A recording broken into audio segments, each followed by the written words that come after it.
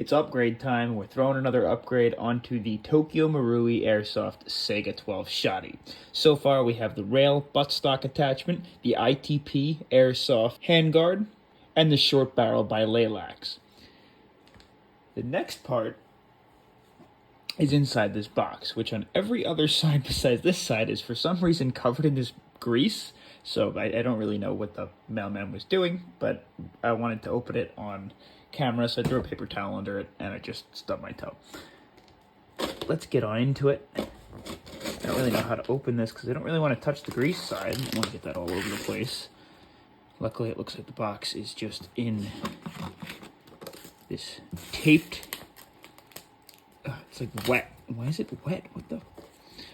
What was the mailman doing?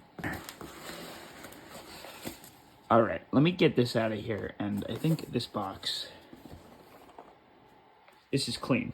Alright, and we're back. I just wanted to start this off by saying that I purchased this with my own change. I got this from Red Wolf Airsoft, and it came super, super quick.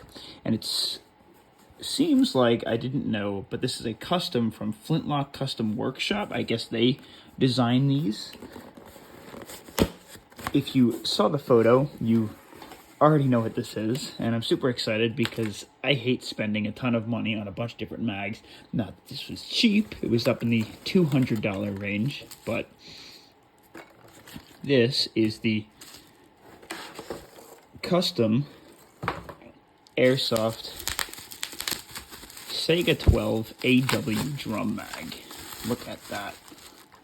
That is awesome. It looks fantastic, and it also doesn't even... It's not an 8W mag?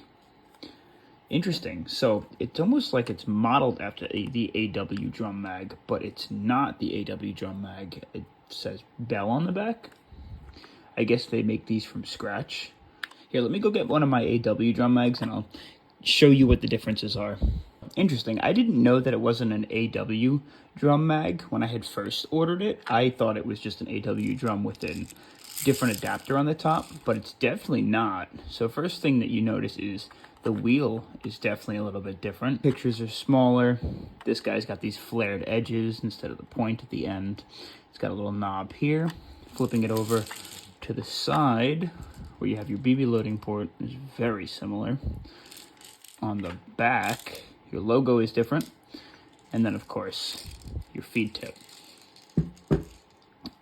So this guy is made out of some sort of aluminum, which is awesome to see, being that it's that aluminum build. It justifies why it was more on the expensive side. These also look, these are printed, I think. Yeah, 3D printed feed lips and 3D printed cap around the gas router. That is super cool. I want to take a look at this in comparison to the mag that's already on the Saiga. Obviously, it needs to look super similar. The one thing you'll notice it doesn't have is that stop on empty bar that causes the mag to stop allowing the gun to fire and the hammer to just drop when your mag is empty, but with, I think, 350 rounds, that shouldn't be a problem. Now for the exciting part, I can't wait to put it into the replica. So, the first entrance in. Is that not insane? Look at that. Thing's a beast, and it even stands too, which is super cool. I don't know, it's a drum mag. I guess what else to do but take the beast outside, right? It was a tight fit, really tight fit. Okay, so I had to pull it off the screen for a second because I was really having a hard time getting this guy out. It's just a super tight fit, which is relatively refreshing. I do hope that... I do hope that it functions okay when we get outside. Oh, that time it came out easy. Maybe it's my fault. All right, let's head outside. Let's just do a test with the mag that comes with it.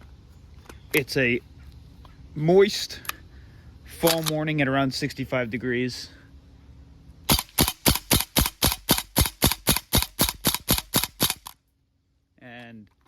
mag's empty, so that works perfect. Now, in order to load the drum mag, you first open this little side pouch, and you're gonna fill it with your 350 BBs.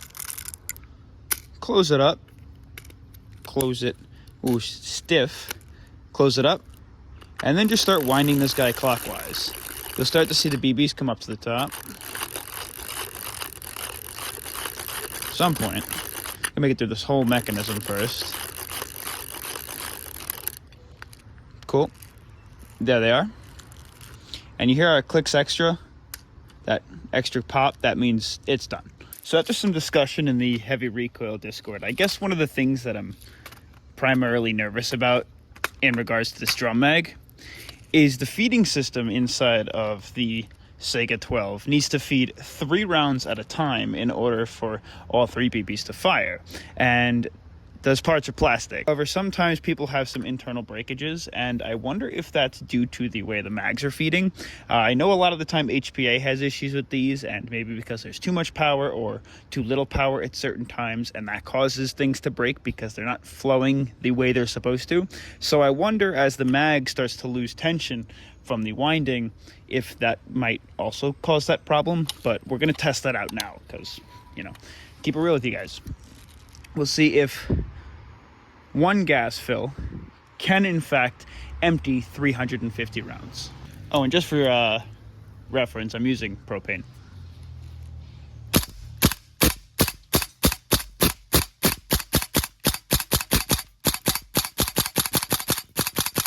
It's handling it pretty well. You can tell the extra gas in the mag definitely adds some pushback. We're not feeding anymore. Maybe it already is out of rounds. Yeah, I think that was the case. It runs through that fast. So on a full wind, let's see how many shots we get off. We got 1, 2, 3, 4, 5, 6, 7, 8, 9, 10. I don't know if you noticed, the 1 BB on the bottom is consistently dropping.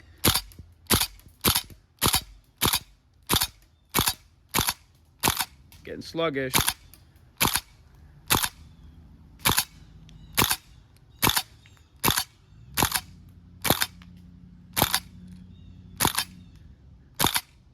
All right, we're no longer feeding. It definitely works.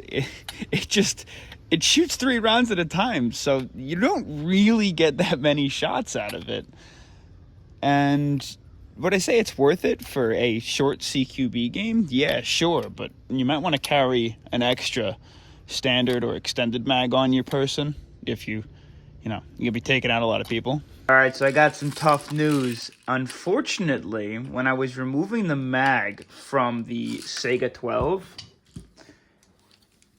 it once again was a super tight fit, and I gave it a little pull, and the mag was okay, but the plastic part in the back, let me see if I could, in the front, I'm sorry. Plastic part in the front popped off. Now, I did go and fire it again, and it worked.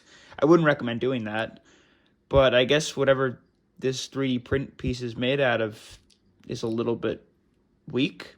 I was looking at the mag that comes with it and trying to figure out where the wear was coming from, and something that I did notice, if you can see in the back here, this is where obviously a lot of the pressure to hold the mag in place is from, and I think just the applied pressure to the back caused this whole area to crack, and of course the front to pop off.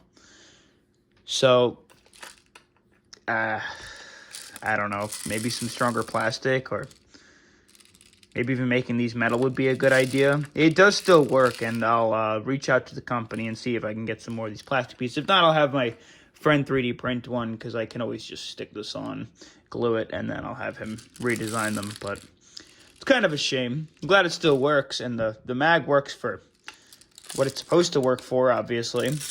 We got through, I'd say, 3/4 of the rounds inside there. So that's cool.